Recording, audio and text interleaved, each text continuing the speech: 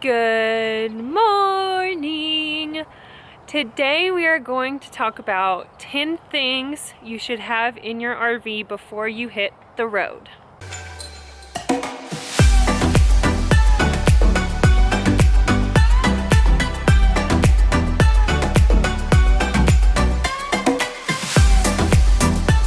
So the first thing I think is the most useful thing to have when buying an RV, especially if you have manual jacks like we have, is a drill.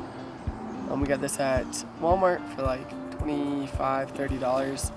It has a 1/2, I believe. Anyways, it's an adapter to allow you to put sockets on it. It's a 19mm socket and allows us to put up our jacks quickly and easily. Next thing you need is a grease gun. Again, this was like 20 bucks at a automotive store, but this is something that nobody told us we needed it until we were on the road. And then they're like, oh, are you doing this? And we're like, no, we had no idea you had to do that. You're supposed to grease the wheel bearings before every long haul. So that is something that we've learned and started to do, and it's super easy and doesn't take too much time.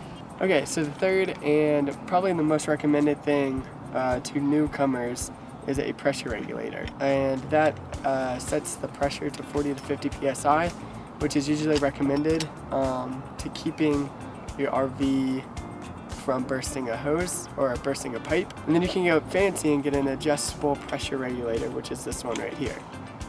You are able to see the pressure that you're allowing through, and you adjust it here. And if you don't have any pressure regulator at all, you can always buy one of these from Home Depot. It's just a hose pressure gauge, and you will put this up into the hose and just turn the valve until it's 50 psi. That's probably the least reliable way because water pressure can fluctuate, so it's best to have a pressure regulator of some sort if it's the adjustable or inline. The fourth thing that we recommend anyone get is RV gutter spouts.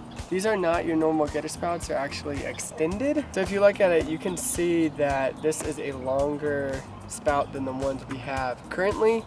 And the reason being is this is another item that until you live in your RV, you wouldn't realize you needed, because we would have had no idea, but the ones currently allow water to just kind of drip down the side of our RV, and it leaves watermarks and stains, and it just doesn't look good. But we have yet to put these on. We've had these for like 4 or 5 months, but I have yet to get up there and do it. But it's something, especially if you have a new RV, that I would recommend to keep it clean.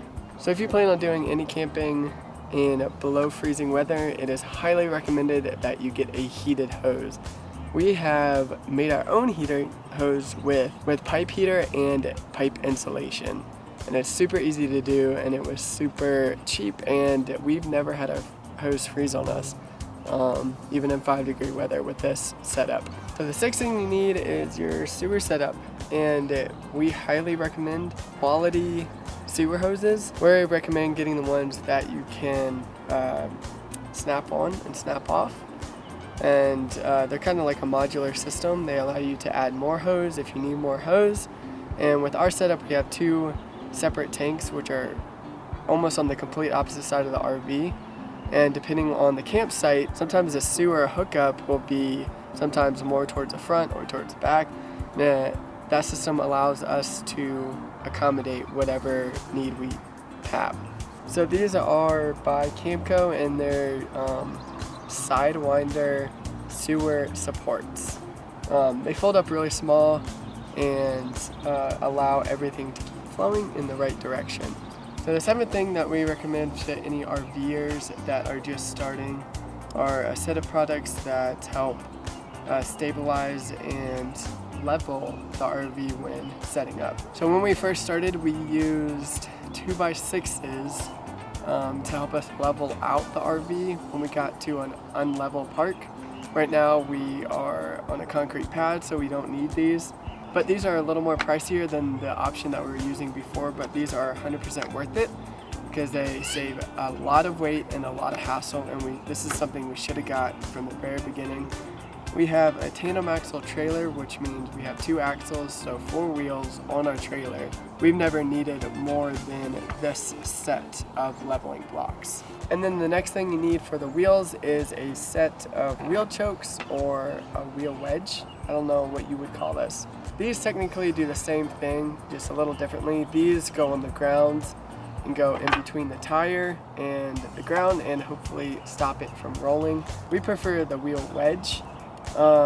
This just gives us a little more piece of comfort because it actually wedges in there and it's like solid and it can't be really kicked out or moved around.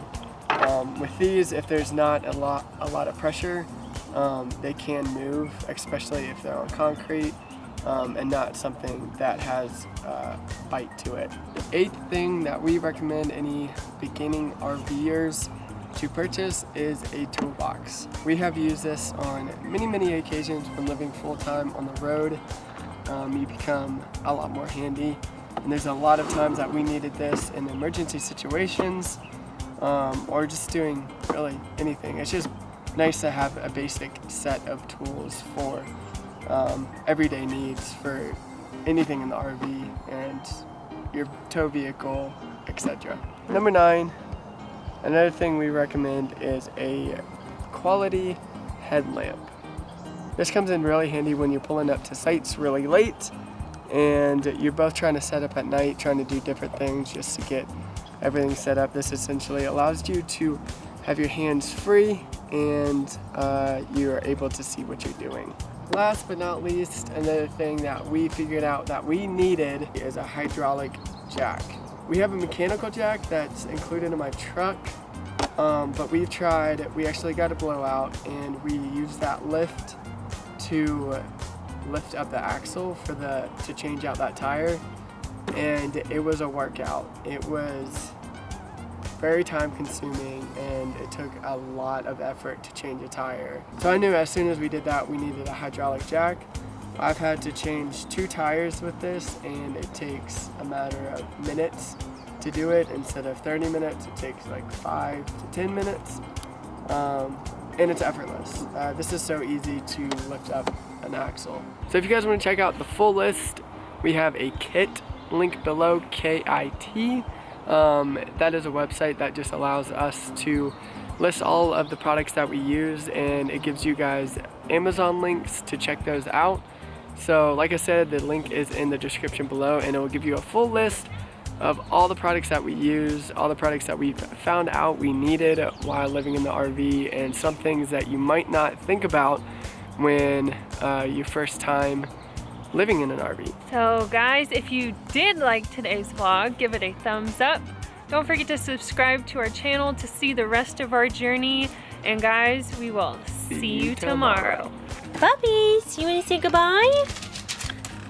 Say goodbye, Daddy. Hey, what are you doing?